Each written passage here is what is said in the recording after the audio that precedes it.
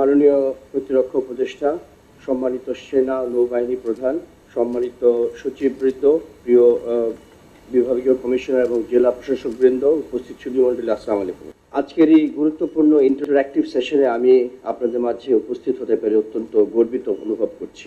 এই ধরনের interactive session আমার উপস্থিতি প্রথম, কিন্তু আমি যেখানেই গিয়েছি আমাদের বিশেষ করে বিমান বাহিনীর ঘাঁটি যেখানে আছে সেখানে আপনাদের সাথে বিভিন্নভাবে বা আপনাদের কালিগদের সাথে আমার সবসময় ইন্টারাকশন হয়েছে।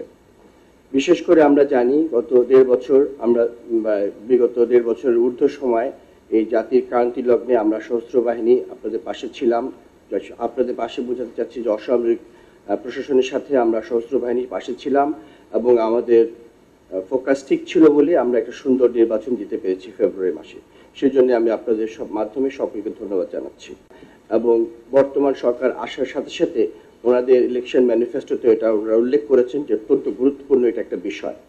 এবং এই বিগত 2-2.5 মাসের মধ্যেই আমাদের মাননীয় প্রতিরক্ষা উপদেষ্টার সাহায্যে এবং মাননীয় প্রধানমন্ত্রী ডাইরেক্ট ব্লেসিংয়ে আমরা অনেক দূর এগিয়ে গিয়েছি এবং ইনশাল্লাহ আমরা অচিরেই আমাদের বিমান বাহিনী আধুনিকরণ করার জন্য যেসব আমাদের বিমান, medium and long range surface two air missile system, attack helicopters, এগুলিও আমরা প্রক্রিয়া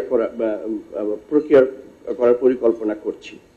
এখানে আমি বলে রাখি, বিমান বাহিনী প্রধান হিসেবে আমার দায়িত্ব বর্তায় as an air defence commander of Bangladesh also, যেটা কিন্তু অনেক গুরু দায়িত্ব। বিকজ আমাদের foreign policy remains friendship to all, malice two naan. So আমাদের ডিফেন্সিভ ক্যাপাবিলিটিটাকে সবচেয়ে বেশি মূল্যায়ন দিতে হবে। কিন্তু এখানে আবার সবাই একটা জিনিস বুঝতে হবে যে no defence is complete defence if you don't have minimum offensive capability. সেই জন্য আমাদের এই ক্রেডিবল ডিফারেন্স ক্রিয়েট করতে হলে আমাদের সেই ক্যাপাবিলিটি থাকতে হবে, যদি কিনা আমাদের কোনো অ্যাডভার্সারি মনে করে যে তারা আমাদের সাথে কোনো ধরনের বৈরী আচরণ করবে, তাকে আঘাত করার সক্ষমতা আমাদের থাকতে হবে। সেইভাবেই আমাদের বিমান বাহিনীকে আমরা গড়ে তোলার চেষ্টা করছি আপাতত। সেকেন্ড হচ্ছে আমাদের যেখানে একটা প্রশ্ন আসছে, আমি ডাইরেক্টলি প্রশ্নগুলিতে উত্তরে না যে বলবো যে আমাদের শান্তিকালীন সময়ে আমাদের বিশেষ করে দুর্যোগ মোকাবেলা, HADR অপারেশন বা humanitarian assistance and disaster relief অপারেশনে বিমান বাহিনী সবসময় অগ্রজ ভূমিকা পালন করে। বিশেষ করে ফার্স্ট রেসপন্ডার হিসেবে আমরা আমাদের অ্যাসেসমেন্ট থেকে শুরু করে এবং যেসব জায়গায় কমিউনিকেশন ব্রেকডাউন করে যায় সেখানে আমাদের হেলিকপ্টারের মাধ্যমে আমরা অতীতেও করেছি এবং যে কোনো সময় হলে আমরা এই জন্য সর্বদা প্রস্তুত থাকি। এই ক্ষেত্রে আপনাদের সহযোগিতা খুবই প্রয়োজন হয় যারা আপনারা মাঠ পর্যায়ে থাকেন। এখন এই দুর্যোগ শুধু আমরা ঘূর্ণিঝড় বা বন্যা হিসাবেই দেখব না, কারণ আমাদের সবচেয়ে বড় একটা সাইলেন্ট ডিজাস্টার অপেক্ষমান, সেটা হচ্ছে ভূমিকম্প। আমরা ভুলে যাই, কিছুদিন হয় তখন আমরা মনে রাখি, তারপরে ভুলে যাই। এই ভূমিকম্পটা বিশেষ করে আমাদের মেগাসিটি যেগুলি আছে সেগুলির জন্য অত্যন্ত ভয়ানক একটা পরিস্থিতি সৃষ্টি করবে। সেটা যদি আমাদের প্রাক প্রস্তুতি না থাকে তাহলে আমরা এটা হ্যান্ডেল করতে পারবো না এবং ইট ইজ ভেরি ডেঞ্জারাস। আর লাস্ট পয়েন্ট ছিল আমার পক্ষ থেকে একটা, সেটা হচ্ছে ওয়েদার স্টেশন।